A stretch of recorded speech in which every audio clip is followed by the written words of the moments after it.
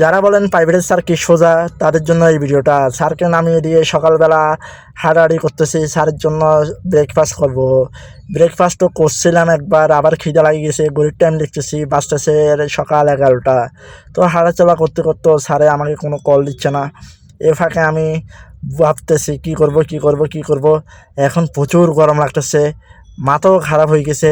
তো এখন ঢুকে যাব গাড়ির ভিতরে না ঢুকে কোনো উপায় নাই, বাইরে 42 ডিগ্রি তাপমাত্রা পড়তেছে।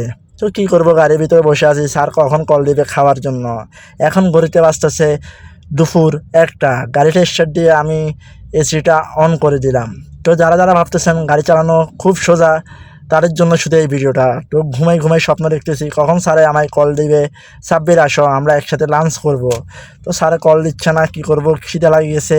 গাড়িতে একটা মোজো ছিল, মোজোটা বের করে হালকা করে ঠান্ডা খেয়ে চোখের ঝাপসা মেরে দিলাম। তো কী করব, ঘড়ির টাইম দেখতেছি এখন বাজতেছে 2টা, স্যার এখনও আমাকে কল দেয় না। এটা ভাবতে আমি দুপুর করে ঘুমাই গিয়ে দেখতেছি স্যারে আমাকে কল দিবে। আসলেই সত্যি স্যারে আমাকে কল দিয়ে বলতেছে, সাব্বির তুমি চলে আসো ভাঙচুর হোটেলে। ভাবছেন হোটেলের কী নাম? ভাঙচুর। যারা ভাবতেছেন আমি কি জব করি, আমি প্রাইভেট জব করি। এটা আমার নিজস্ব গাড়ি না, এটা মালিকানা গাড়ি। তো যারা প্রাইভেট জব করেন তারাই জানেন একজন ড্রাইভারের কত কষ্ট। কোনো কষ্ট নাই, শুধু বসে থাকা, এটাই কষ্ট।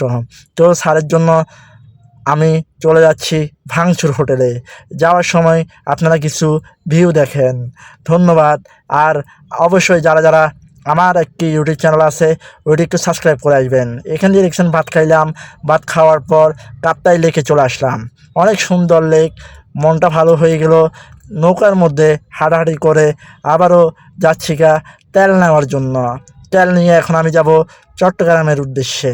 তো আমি তেল নিলাম, স্লিপ নিয়ে চলে যাব। 7 তারা গাড়িতে বসে আছে, আমার গাড়িটা দেখছেন। সবাই ভালো থাকবেন, সুস্থ থাকবেন। টাটা, আসসালামু আলাইকুম।